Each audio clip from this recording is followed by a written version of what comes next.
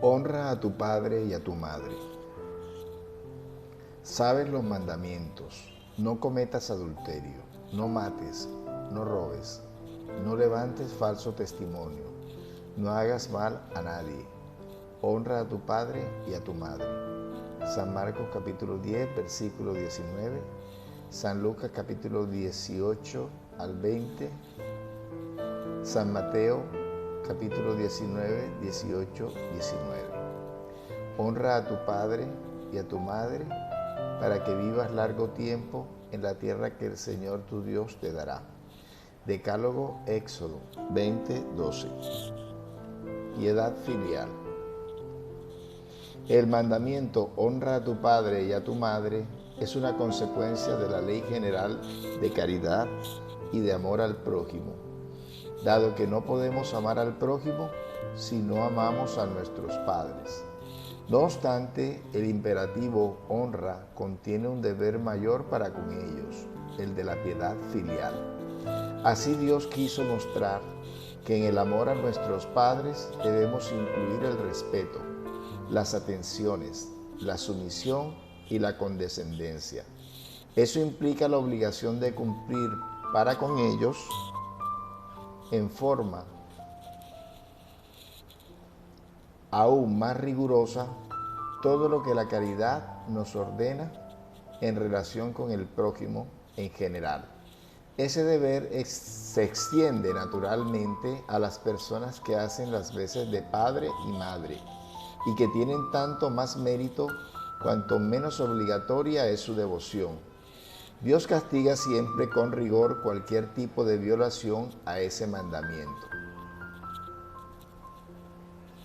Honrar al padre y a la madre no significa solamente respetarlos, sino también ampararlos en la necesidad, proporcionarles reposo en la vejez y rodearlos de cuidados, al igual que ellos lo hicieron con nosotros durante nuestra infancia.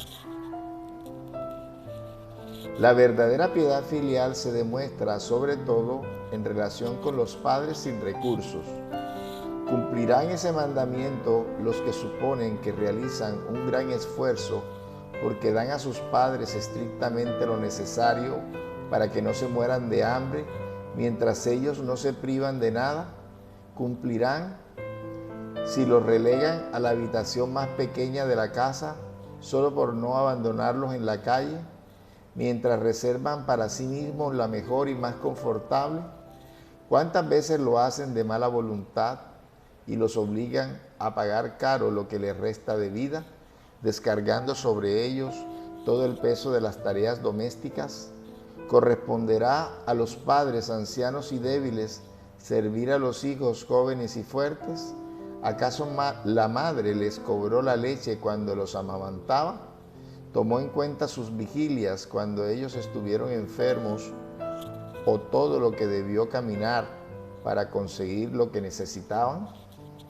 No, los hijos no deben a sus padres indigentes nada más que lo estrictamente necesario. Le deben también, en la medida de sus posibilidades, las pequeñas satisfacciones de lo superfluo, la dedicación, los amorosos cuidados, que apenas son el interés de lo que recibieron, el pago de una deuda sagrada. Esta es la única piedad filial que Dios admite. Hay pues de aquel que olvida lo que debe a quienes lo ampararon en su debilidad, que junto con la vida material le dieron la vida moral y que muchas veces se impusieron duras privaciones para garantizarle el bienestar. Ay del ingrato, porque será castigado con la ingratitud y el abandono. Será herido en sus más caros afectos, en ocasiones incluso desde la vida presente, pero con certeza en otra existencia, en la que habrá de padecer lo que haya hecho padecer a los otros. Es cierto que algunos padres menosprecian sus deberes y no son para sus hijos lo que deberían ser. Con todo, a Dios le corresponde juzgarlos y no a los hijos. No corresponde a estos censurarlos, porque tal vez hayan merecido que sus padres fueran de ese modo. Si la ley de caridad establece que el mal se pague con el bien, que haya indulgencia para con las imperfecciones ajenas, que no se hable mal del prójimo, que se olviden y perdonen sus faltas, que se ame incluso a los enemigos.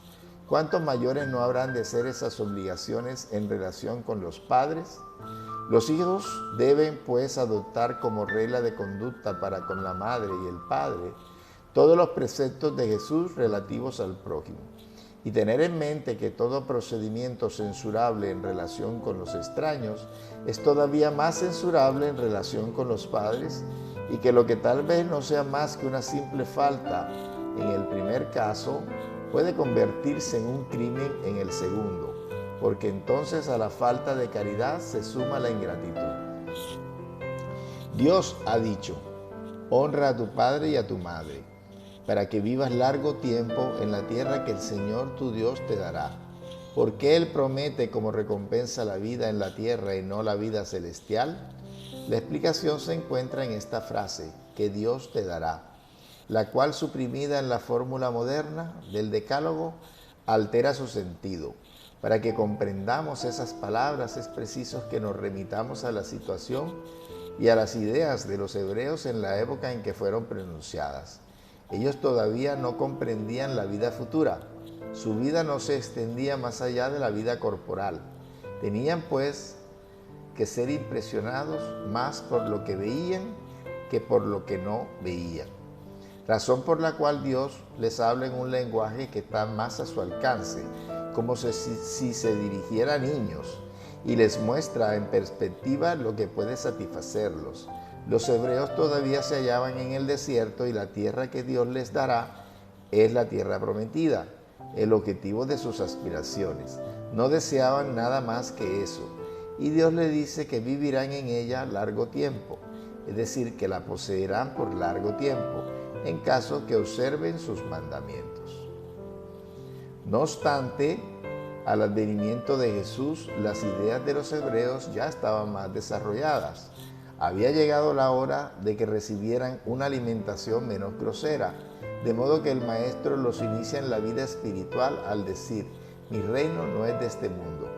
Allá y no en la tierra recibiréis la recompensa de vuestras buenas obras.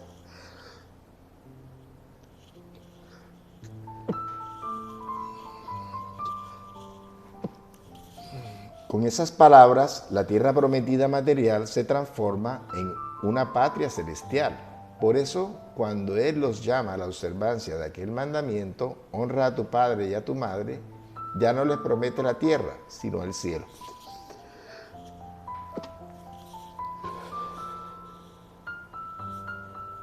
¿Quién es mi madre y quiénes son mis hermanos? Y habiendo vuelto a casa, se reunió allí una multitud tan grande que ellos ni siquiera podían ingerir sus alimentos. Al saber eso, fueron sus parientes para prenderlo, pues decían que había perdido la razón. Mientras tanto, cuando llegaron, su madre y sus hermanos se quedaron del lado de afuera y enviaron a llamarlo. Y la gente del pueblo estaba sentada alrededor suyo y le dijeron: tu madre y tus hermanos están allá afuera y te llaman. Él les respondió: ¿quién es mi madre y quiénes son mis hermanos? Y mirando a los que estaban sentados alrededor suyo, dijo: estos son mi madre y mis hermanos. Pues todo el que hace la voluntad de Dios, ese es mi hermano, mi hermana y mi madre. San Marcos, capítulo 3, versículos 20 y 21 y 31 a 35. San Mateo, capítulo 12, 46 al 50. Algunas palabras parecen extrañas en boca de Jesús, porque contrastan con su bondad y su inalterable benevolencia para con todos. Los incrédulos no han dejado de valerse de ese argumento para decir que Él se contradecía. No obstante, un hecho irrefutable es que su doctrina tiene por base esencial, por piedra angular, la ley de amor y de caridad. Él no podía, pues, derribar por un lado lo que edificaba por otro. De ahí es preciso inferir esta consecuencia rigurosa. Si algunas máximas de Cristo se hallan en contradicción con aquel principio básico, es porque las palabras que le atribuyen fueron mal reproducidas, mal comprendidas o no son suyas. Con razón, nos asombramos de ver que en estas circunstancias Jesús muestra tanta indiferencia para con sus parientes y en cierto modo reniega de su madre. Por lo que se refiere a sus hermanos, se sabe que jamás tuvieron simpatía por él. Espíritus poco adelantados no comprendían su misión. Para ellos la conducta de Jesús era extraña y sus enseñanzas no los sensibilizaron, puesto que ninguno de ellos lo siguió como discípulo. Parece incluso que compartían hasta cierto punto las prevenciones de sus enemigos. Es cierto, por otra parte, que lo recibían más como un extraño que como un hermano cuando él se presentaba ante su familia. San Juan dice positivamente que ellos no creían en él. San Juan capítulo 7, versículo 5. En cuanto a la madre de Jesús, nadie osaría discutir la ternura que prodigaba a su hijo, pero también es preciso convenir en que tampoco ella tenía una idea muy precisa de la misión del Maestro, pues jamás la vieron que siguiera sus enseñanzas, ni que diera testimonio de él como hizo Juan el Bautista. El sentimiento que en ella predominaba era la solicitud maternal con respecto a Jesús. Suponer que él haya renegado de su madre sería ignorar su carácter. No es posible que un pensamiento semejante animara a aquel que dijo: honra a tu padre y a tu madre. Por consiguiente, es preciso buscar otro sentido a sus palabras, casi siempre veladas por la forma alegórica. Jesús no descuidaba ninguna ocasión para impartir una enseñanza. Aprovechó pues la que le ofrecía la llegada de su familia para establecer la diferencia que existe entre el parentesco corporal y el parentesco espiritual. Parentesco corporal y parentesco espiritual. Los lazos de la sangre no determinan necesariamente los vínculos entre los espíritus. El cuerpo procede del cuerpo, pero el espíritu no procede del espíritu, porque éste ya existía antes de que el cuerpo se formara. No es el Padre quien crea el espíritu de su Hijo, solo le proporciona una envoltura corporal. Con todo, corresponde al Padre contribuir al desarrollo intelectual y moral de su Hijo, a fin de que ese espíritu progrese. Los espíritus que encarnan en una misma familia, sobre todo como parientes cercanos, son la mayoría de las veces espíritus simpáticos, ligados por relaciones anteriores que se traducen en un afecto recíproco durante la vida terrenal. No obstante, también puede suceder que sean espíritus absolutamente extraños unos con otros, divididos por antipatías también anteriores, las que se ponen de manifiesto en la tierra mediante un mutuo antagonismo, a fin de que les sirva como prueba. Los verdaderos lazos de familia no son pues los de la consanguinidad, sino los de la simpatía y la comunión de pensamientos, que relacionan a los espíritus antes, durante y después de su encarnación.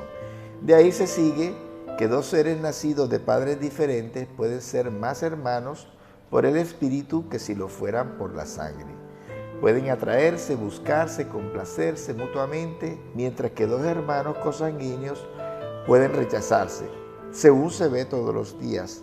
Es este un problema moral que solo el espiritismo resuelve mediante la pluralidad de las existencias. Hay por consiguiente dos clases de familias: las familias unidas por los vínculos espirituales y las familias unidas por los lazos corporales. Las primeras son duraderas y se afianzan por medio de la purificación, además de que se perpetúan en el mundo de los espíritus, a través de las diversas migraciones del alma. Las segundas son frágiles, como la materia, se extinguen con el tiempo y a menudo se disuelven moralmente incluso desde la existencia presente. Eso fue lo que Jesús quiso dar a entender cuando dijo a sus discípulos: estos son mi madre y mis hermanos, es decir, mi familia por los lazos del Espíritu. Pues todo el que hace la voluntad de mi Padre que está en los cielos es mi hermano, mi hermana y mi madre. La hostilidad de los hermanos de Jesús se halla claramente expresada en el relato de San Marcos, pues manifiesta que aquellos tenían el propósito de atraparlo, con el pretexto de que había perdido la razón. Informado de la llegada de sus hermanos y conociendo los sentimientos que abrigaban para con él, Era natural que Jesús dijera, refiriéndose a sus discípulos, desde el punto de vista espiritual: estos son mis verdaderos hermanos. Como su madre estaba acompañándolos, él generaliza la enseñanza, lo que no implica de manera alguna que haya pretendido decir que su madre, según el cuerpo, nada significaba para él como espíritu, ni que solo mereciera indiferencia de su parte. Su conducta en otras circunstancias demostró suficientemente lo contrario. Esto está en la página de Confecol, traducción Gustavo N. Martínez, Marta H. Gazzaniga, publicado por el Consejo Espírita Internacional. Voz: Abel Prasca, presidente de FUSENDA, Fundación Centro de Estudios Espíritas Mies de Amor, Barranquilla, Colombia.